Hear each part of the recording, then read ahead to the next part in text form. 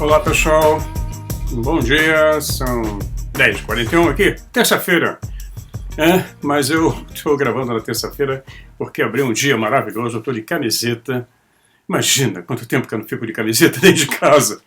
É claro que nós temos aquecedores dois, mas nós estamos em guerra e fazemos a economia, Estamos fazendo nossa economia de noite, temos uma temperatura entre 18 e 16, em 16, 17, mas hoje o dia amanheceu assim, luminoso, temperatura de 10 graus e o inverno está indo embora. Não foi tão rigoroso quanto imaginávamos e a quantidade de gás foi suficiente, pelo menos aqui na Holanda, suficiente para segurar o tranco. Mas vamos lá para o ET Bilu, Porque só pode ser o ET Bilu para fazer esses objetos que são derrubados pelos aviões americanos. Ninguém está acreditando nessa história. Quem transita na área da ufologia sabe muito bem disso. Bater um UFO não é coisa fácil. Os caças americanos da Marinha tentavam acompanhar, os caras andavam a milhares de quilômetros à frente deles, desapareciam, reapareciam, mergulham, etc.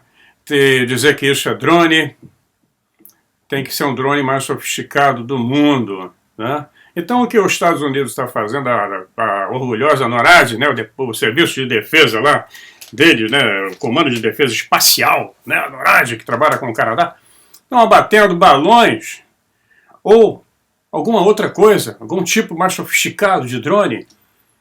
Cadê as fotografias? Cadê os pedaços? Eles nunca vão mostrar, mesmo que fosse, Isso tudo é um factoide. Os Estados Unidos está perdendo na economia, está perdendo o apoio no mundo inteiro, está perdendo o conflito aqui que eles se meteram usando um proxy, Um país como bucha de canhão, enfiaram a Europa na maior recessão da sua história depois da Segunda Guerra, e agora precisa arranjar uma distração, e a imprensa vagabunda, como sempre, vai transformar isso numa distração para desviar a atenção do que está acontecendo no mundo, que está acontecendo de escândalos lá dentro, desviar a atenção de que eles, os Estados Unidos, sabotaram o gás da gente aqui, destruíram. E até quando o europeu vai aguentar isso? E até quando vocês também vão aguentar? Porque o camarada que está governando agora acabou de entregar o Brasil para as potências europeias, as grandes big techs. Lá, em Washington fez isso, todo mundo pode ver os discursos dele. Entregou de mão beijada. O Brasil, como eu já havia previsto em vídeos bem antigos, um dia seria dividido. E vocês não vão ganhar como americano, não vão viver como eles, nem como europeu. Vão ser uma colônia de exploração. Lá, o cara que foi eleito está fazendo isso. Resolvam com ele aí. Resolvam também com o seu Supremo Tribunal, que colocou agora uma proibição, não pode mais proibir a língua neutra, Então vamos criar uma geração de imbecis.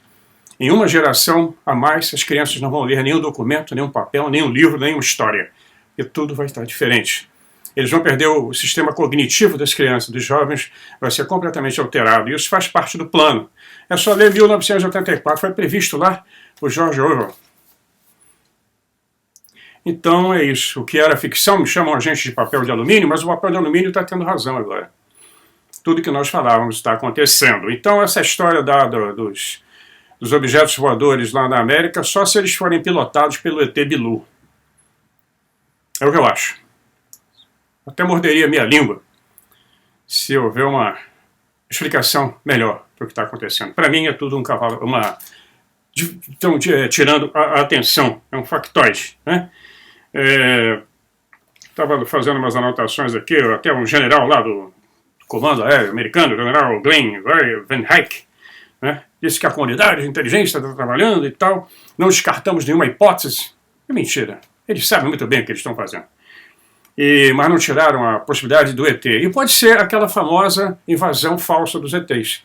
Eles vão fazer de tudo para tirar a atenção do mundo agora pelo que está acontecendo. Porque eles estão da berlinda, fizeram merda e tem que pagar por isso.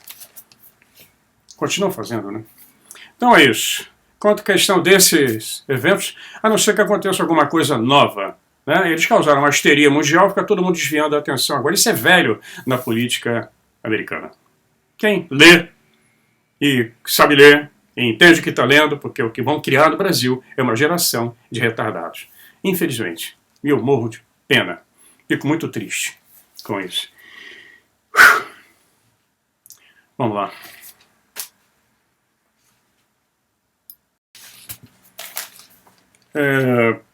Triste o que aconteceu na Turquia. Eu moro num bairro turco, aqui em Amsterdã. Magdalena trabalha com turcos. Nós temos amigos turcos. Eu conheço a Turquia, eu estive lá, estive nessa região onde houve terremoto, ali perto de Antalya, em Alanya, junto da fronteira da Síria.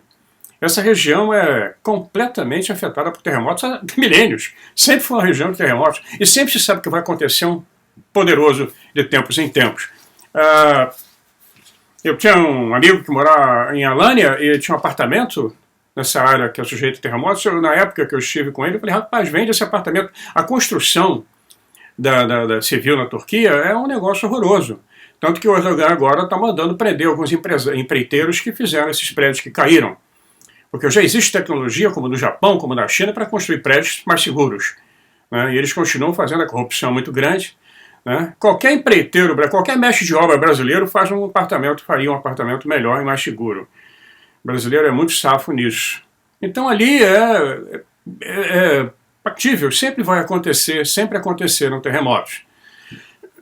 A preparação para eles é importante, assim como foi a preparação para os tsunamis no Japão.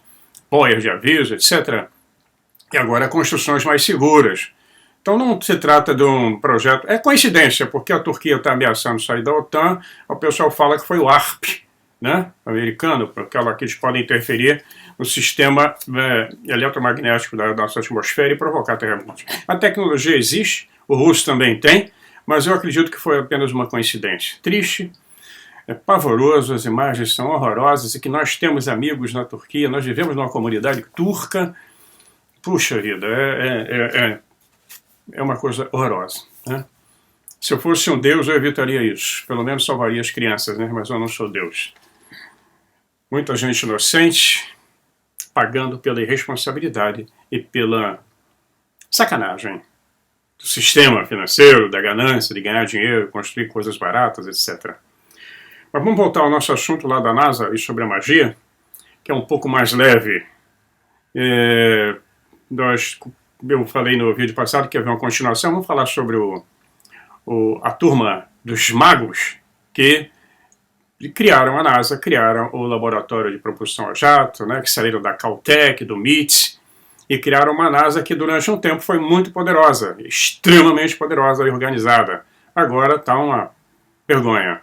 Né? Eles entregaram para o complexo industrial militar americano o poder de controle, e as empresas privadas, as Big Tech, abocanharam isso, como a SpaceX, né, como Elon Musk, entre os outros, que estão aí disputando com empresas ditas civis, né, que estão agora na corrida espacial, usando os mesmos foguetões do passado, um pouco mais aperfeiçoados, nada de novo. Mais tarde eu vou fazer vídeos falando sobre a tecnologia de anulação da gravidade, antigravitacional, eletromagnética, que a Rússia e a China desenvolveram. E tudo isso tem origem na Alemanha. Pois é, por incrível que pareça. Ali. Não é também essa Alemanha de hoje, não tem nada a ver com aquela Alemanha do passado. Tudo mudou. Pois é. São lindas, né? Eu acho maravilhosa. Agora é a época delas, né? Aparecendo por todo canto. Teve uma exposição em frente ao Rijksmuseum, o maior museu que tem de artes aqui no centro de Amsterdã. Eles botaram milhares na calçada, milhares, e cada um que quisesse ia lá e pegava um buquê de graça. Coisas da Holanda.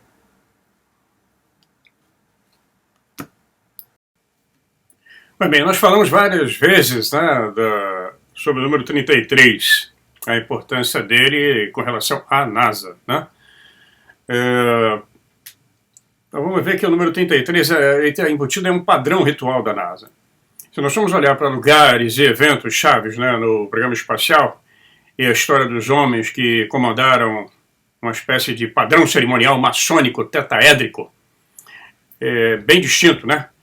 Que nós vamos perceber que isso aí é um ruído de fundo que está lá colocado por trás da história publicada oficialmente pela NASA. Um dos autores, Michael Barra, ele entrou dentro desse padrão, conseguiu investigar esse padrão e decodificar. Ele revela então que existia uma matriz maçônica, né, dentro de todo o projeto. E ele fala que começa olhando para os locais de pouso do projeto Apollo, né? Que começou, um deles que ele cita, né, o pouso da Apollo 17, por exemplo, todos eles obedeceram a um padrão bem matemático, né, e bem ritualístico. O Apollo 17, né, foi o último programa Apollo oficial, e foi o mais próximo que eles poderiam chegar com segurança ao paralelo 19,5 de latitude. Esse número tem uma importância muito grande. Nós vamos ver nos próximos, no decorrer dos vídeos, o 19 graus e 5 minutos de latitude, onde parecia haver uma montanha hexagonal, que é o duplo tetaédrico, muito estranha, incluindo uma característica muito peculiar chamada Nansen, que os astronautas investigaram especificamente, bem ali, e ela estava a 19 graus e 5 minutos. Então o Michael Barra continua, ele olhando para o campo de mísseis de White Sands, onde Von Braun realizou seus primeiros testes com a bomba V2 dos Estados Unidos. A bomba V2 foi um míssil, né, super importante, foi o início da aeroespacial moderna, que os alemães começaram na Segunda Guerra Mundial. É usado como um míssil balístico, né, mas ele foi também um que levou a primeira câmera ao espaço e fotografou a Terra, mostrando a sua redondeza. Turminha da Terra plana. Ai.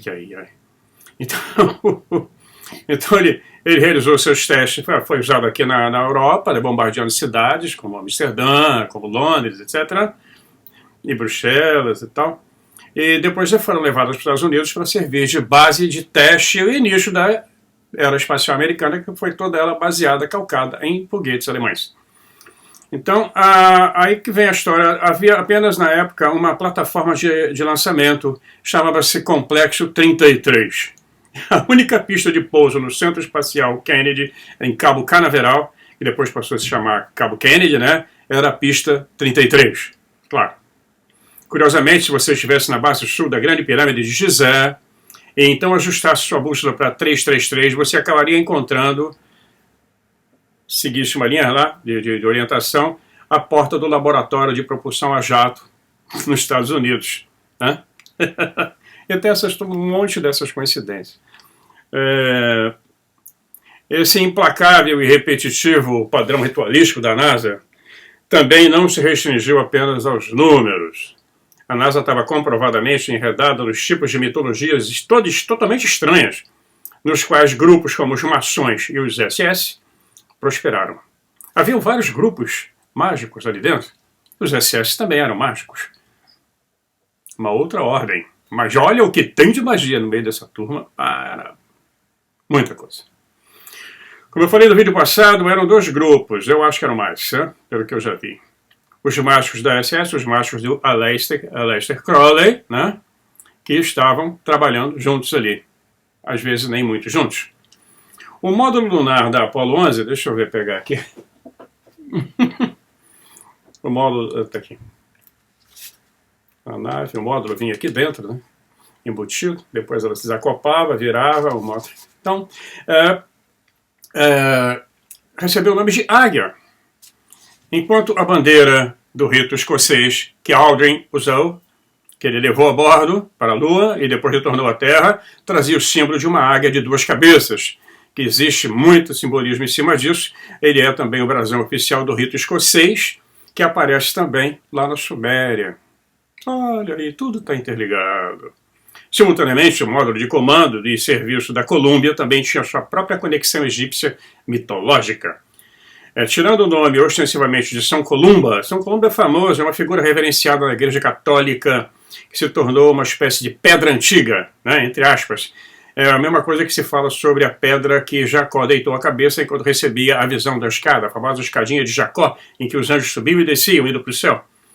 Então, também pertence ao Antigo Egito e também à Escócia. E até hoje ainda é usada essa pedra, né, que chamava-se a Pedra Antiga, é usada para a coroação de todos os reis e rainhas ingleses. Então, se você olhar atentamente para o céu, no local do pouso da Apollo 11, 33 minutos após o pouso, não apenas a estrela de Sírius, que significa Ísis, estava a 19 graus e 5 minutos, mas também a constelação de Columba, do qual São Columba e o módulo do comando da Apollo 11 finalmente tiraram seus nomes. Então, como é que faz essa leitura angular? Eu tenho aqui um aparelhinho bem simples, né? Deixa eu ver se dá para mostrar para você. Cadê a câmera? Está aqui. Isso aqui você consegue fazer a medida angular de uma estrela. Você olha aqui a estrelinha e você faz a leitura angular aqui, 25, né? Como é que ele fala aqui?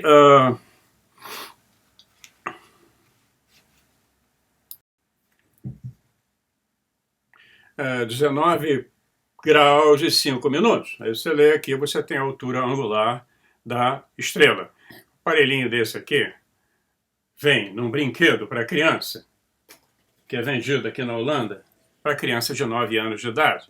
Aqui nós temos como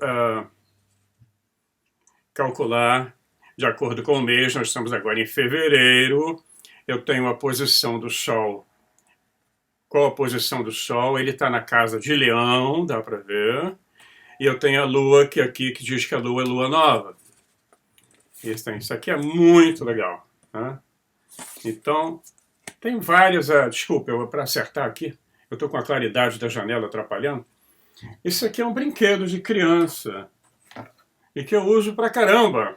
Eu tenho um planisfério, um mapa celeste, né, de acordo com o mês, eu posso ver as constelações, ver quais constelações são visíveis. Isso aqui é a caixinha do brinquedo. E aqui está escrito, aqui na capa, aqui, 9 anos. Nein. Então, essa é a diferença, que eu brigo pra caramba. O Brasil é independente há quantos anos? E por que não toma jeito? Pois é. Agora vem o Menine, tirar a computação das escolas, etc. Chama o outro de Bozo, vamos ver quem é Bozo no final. Pois é. Podia não ser uma maravilha, mas o que está aí está terrível, né? Vamos lá. Isso é só uma coisa, as crianças aqui, bem cedo, já se envolvem com tecnologia. Você vai na biblioteca infantil, eu vou com a minha neta toda semana, que tem várias atividades, vários brinquedos, as crianças estão enfiadas. A biblioteca infantil tem tudo sobre astronáutica, sobre geologia, sobre tudo que você pode imaginar. Livros especificamente como esse jogo aqui, que eu uso. Eu uso para o meu trabalho aqui, eu uso para minhas pesquisas. Isso aqui faço uma leitura angular tranquilo. Eu sei onde está e faço a leitura. Bom, vamos lá, vamos continuar. Então, até me perdi aqui. São Columba, né? Então, parece que chega ao Egito, né? O módulo da Apollo 11 tirou o nome, né? Da Colômbia, né? Todos esses nomes são ligados, todos os nomes da NASA. Tem a Pomba, né? Também veio com um conjunto de duplos significados, codificados, relacionados aos antigos sistemas egípcios para medir a Terra. Né? Todas essas civilizações que foram destruídas, que sumiram, faziam isso, tinham uma obsessão pelo espaço, uma obsessão para medir as alturas angulares, para medir os eclipses, medir o equinócio, solstícios, tudo. Eles eram obcecados, todas elas. Todas elas. Então, até na história de Noé também solta pomba, né? Após o grande dilúvio. Então nós vamos ver que até a sigla da NASA tem significado oculto, como eu falei no vídeo passado, né? O autor Richard Combs, ele diz que a NASA é uma antiga palavra hebraica que significa literalmente elevar-se ao céu. Né? Então nós vamos ver que outra escritora chamada Jay Ward descobriu há muitos anos que a NASA também se traduz em hieróglifos egípcios antigos, que com os próprios nomes dos principais membros do panteão divino egípcio: Nefti, Ausir, Set, Aset, a irmã de Ísis, Neftis, Osíris, Ausir, irmão de Osíris, Set e a própria Ísis, como Aset.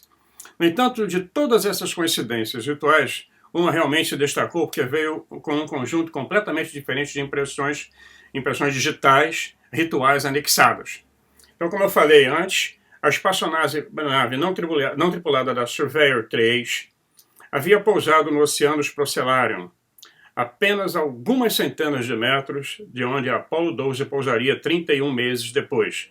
A Surveyor 3 foi uma terceira missão lunar não tripulada de uma série de reconhecimento projetada e construída pela Hughes Aircraft e gerenciada pelo Laboratório de Propulsão a Jato. Então, Jack Parsons, havia um reconhecimento projetado, né? Eles fizeram, por isso que antes deles irem, fizeram muitas explorações em volta, tudo foi muito bem fotografado, foi muito bem decodificado, fizeram análise de todo tipo de análise possíveis antes de irem definitivamente. Então, eu vou mostrar depois uma fotografia mais na frente, onde era o centro de treinamento. Eles fizeram maquetes gigantescas, depois com essas fotografias, maquetes enormes, como se fosse um simulador, era um simulador de voo, onde eles faziam uma cápsula, como um astronauta estaria sentado naquele simulador, simulando a aproximação em cima dessa maquete gigantesca. Eu vou mostrar, é muito interessante, a coisa foi muito sofisticada, não foi a galega, como todo mundo imagina, a geração de hoje não tem ideia de como foi, né? Então vamos ver daqui a pouco, no final do vídeo, se der tempo, senão vai ficar para o próximo. Pois bem, a Surveyor havia pousado alguns minutos depois da meia-noite do dia 20 de abril de 1967. Foi nesse ano que eu conheci a Magdalena. O que mais impressionou imediatamente sobre essa data não foi só que ela tivesse algum significado misterioso, místico, mas em termos do Antigo Egito, etc.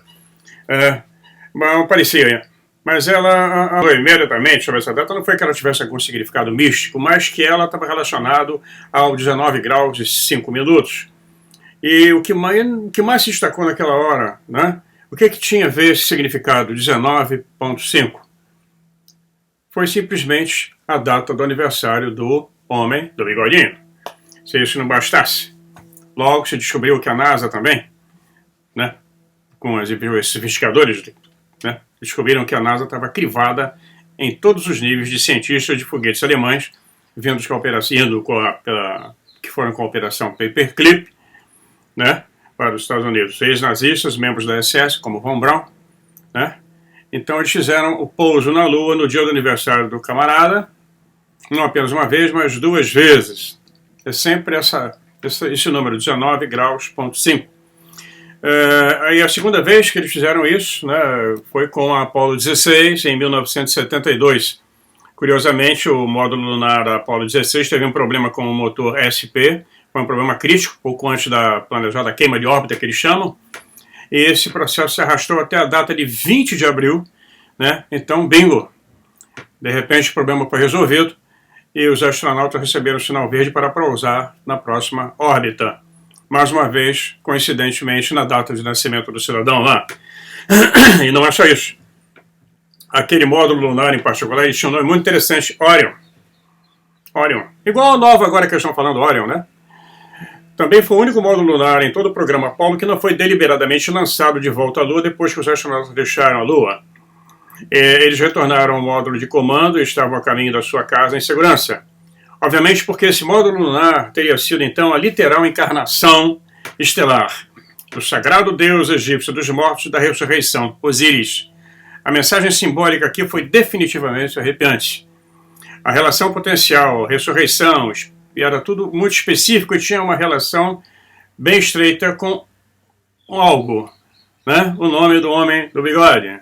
Ao olharmos para o céu acima do local de pouso da Apollo 16 naquela época, nas terras altas lunares, perto de uma grande cratera chamada Descartes, né? Nós podemos ver que simultaneamente sobre o centro de controle da missão em Houston, iríamos encontrar os deuses estelares do Antigo Egito mais uma vez em presença arrebatadora, todo mundo na posição alinhada. Osíris, o simbolismo seria Osíris, havia pousado na Lua com Sirius, né? Ísis, sua consorte da ressurreição, exatamente a 33 graus do horizonte, né? Então, se eu repetir aqui, Osíris havia pousado na Lua com Sirius, que seria Ísis, sua consorte na ressurreição, exatamente a 33 graus abaixo do horizonte. No mesmo momento, sob o controle da missão em Houston, a estrela do cinturão de Orion, Mintaka, estaria parando sobre o centro espacial no auspicioso 19 graus,5, mais uma vez, 19,5.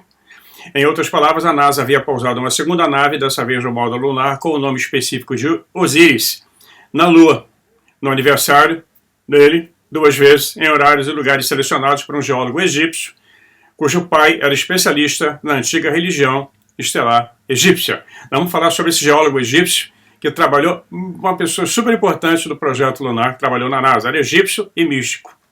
Mas isso vai ficar para o final de semana. Tá? Se cuidem mesmo. Todos nós estamos passando por uma tempestade gigantesca em barcos diferentes. Vocês aí no Brasil têm bastante com o que se preocupar, essa violência urbana, essa violência da justiça que não existe mais. A loucura tomou conta, parece que estão virando tudo de cabeça para baixo. Aqui na Europa, esse conflito ameaçando todos nós e ameaçando o mundo, que deve se resolver nas próximas semanas, eu acredito, de uma forma ou de outra. Enfim, vamos despertar aquela esperança que nós temos dentro de cada um de nós, manter a mente livre e aguardar, porque as tempestades acabam. E uma hora vem um bom tempo. O ditado africano, ela pode durar a noite inteira, mas vai amanhecer. Até lá. Um abraço meu e da Madalena.